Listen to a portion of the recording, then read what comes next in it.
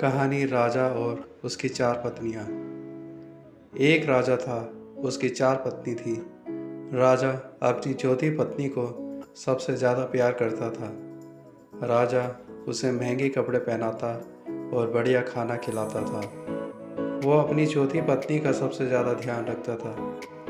राजा अपनी तीसरी पत्नी से भी बहुत प्यार करता था और उसका पास के राज्यों में बखान करता था, मगर उसे डर था कि उसे किसी और के लिए न छोड़ दे। राजा अपनी दूसरी पत्नी से भी प्यार करता था और वो उसकी हमराज थी और वो उसके साथ हमेशा इज्जत और धैर्य से रहती थी। जब राजा को कोई परेशानी होती तो राजा उसे बताता था ताकि वो राजा को उस परेशानी का हल बता सके।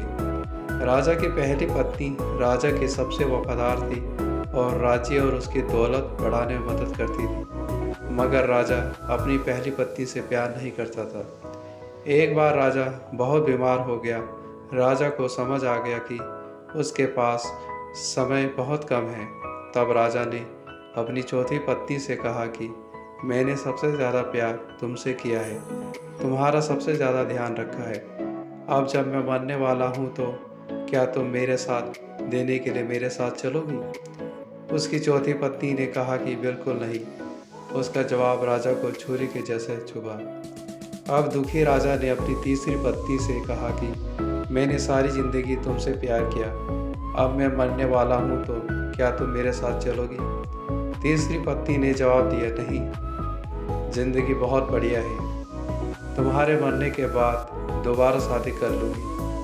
अब राजा का दिल बहुत दुखी हो गया और वो अब ठंडा पड़ गया।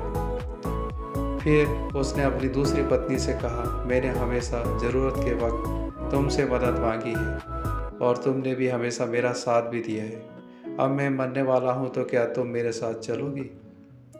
माफ़ करना, इस बार मैं तुम्हारी मदद नहीं कर सकती।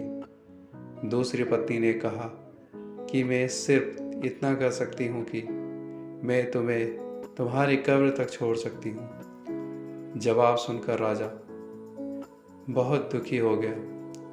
तभी पहली पत्नी बोली कि मैं आपके साथ चलूँगी और जहाँ आप जाएंगे वहाँ आपके साथ चलूँगी। राजा ने देखा तो उसकी पहली पत्नी खड़ी थी।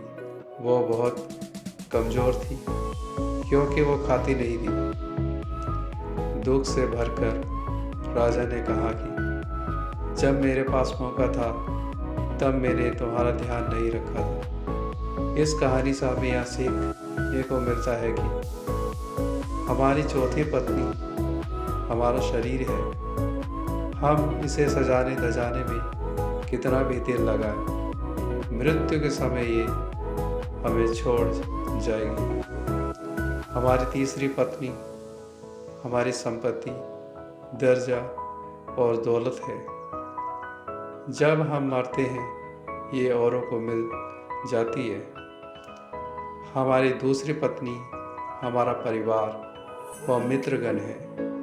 चाहे वो कितना ही हमारा साथ क्यों ना हो, ज़्यादा से ज़्यादा हमारा साथ शमशान तक ही जाएगी, पर उससे आगे नहीं।